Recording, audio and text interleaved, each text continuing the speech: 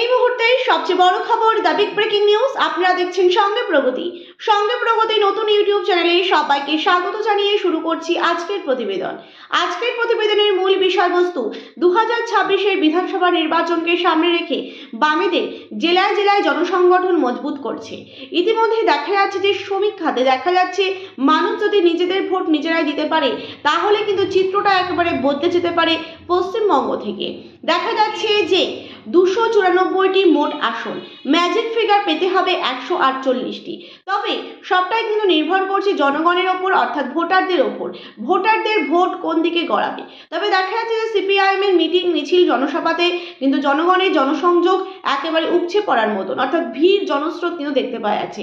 Vote বাক্সে কিন্তু vote পড়ছে না। ইতিমধ্যে মোহাম্মদ সেলিম তিনি কি বলছেন, তিনি বলছেন যে 2026-এর বিধানসভা নির্বাচনের আগেই বিজেপি এবং তৃণমূল এই রাজনৈতিক দল সমস্ত বিরোধী শক্তিকে এক ছাতার তলায় নিয়ে আসতে হবে। তার জন্য প্রথমে বামপন্থীদের কিন্তু একত্রিত করতে হবে। অর্থাৎ এই সিপিআইএম দলটি কিন্তু বুঝতে পেরেছে বামেদের কিন্তু কোথাও একটা দুর্বলতা রয়েছে। অর্থাৎ বামপন্থী দল, ব্যক্তি, গোষ্ঠী সমস্ত কিছুকে কিন্তু একত্রিত করতে হবে। সিপিআইএমকে কিন্তু আরও শক্তিশালী করতে হবে এবং দেখা যাচ্ছে বাম নতুন শক্তি সমাহার করতে হবে। অর্থাৎ বামেরা কিন্তু এবার বুঝতে পেরেছে নতুন শক্তি সমাহার করাটা কতটাই ইম্পর্টেন্ট। অন্যদিকে দেখা যায় সঠিক সেনাপতি এবং সঠিক কৌশল পরিকল্পনার কিন্তু অভাব। জনগণের মধ্যে যেটা আলোচ্য বিষয় যে সিপিআইএম দলটি এখন যে পরিস্থিতিতে রয়েছে তাদের প্রয়োজন কি? সঠিক সেনাপতি এবং সঠিক কৌশল এবং সঠিক পরিকল্পনার কিন্তু প্রয়োজন।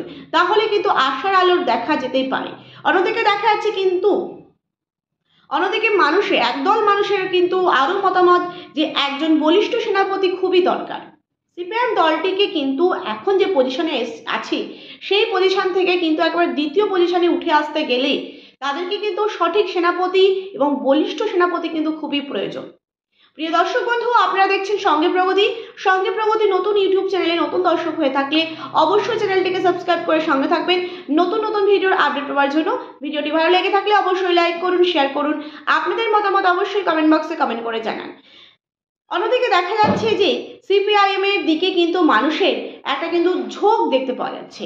মানুষ যদি সঠিকভাবে ভোট দিতে পারে তাহলে কিন্তু সিপিআইএম এর ঝুলিতে ভোট বাক্সের শতাংশ কিন্তু অনেকটাই বাড়তে পারে, এমনটাও কিন্তু মনে করছেন রাজ্যের একাধিক উচ্চপদস্থ নেতৃত্ব সিপিআইএম এর।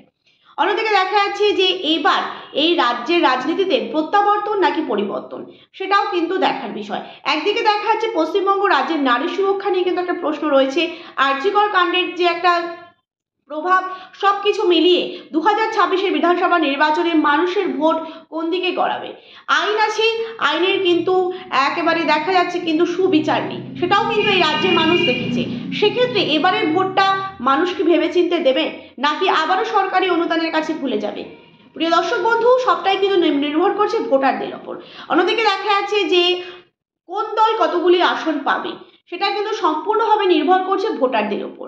অর্থাৎ মানুষ যদি একত্রিত হয় এবং এই যে তৃণমূল এবং বিজেপি এই সমস্ত রাজনৈতিক দল, এই যে দুটি রাজনৈতিক দল, এদেরকে যদি বিরোধী শক্তি একত্রিতভাবে যদি এক ছাতার তলায় আনা যায় এবং বামপন্থী সংগঠনকে যদি মজবুত করা যায় তাহলে কিন্তু ফলাফল ভালো হতে পারে।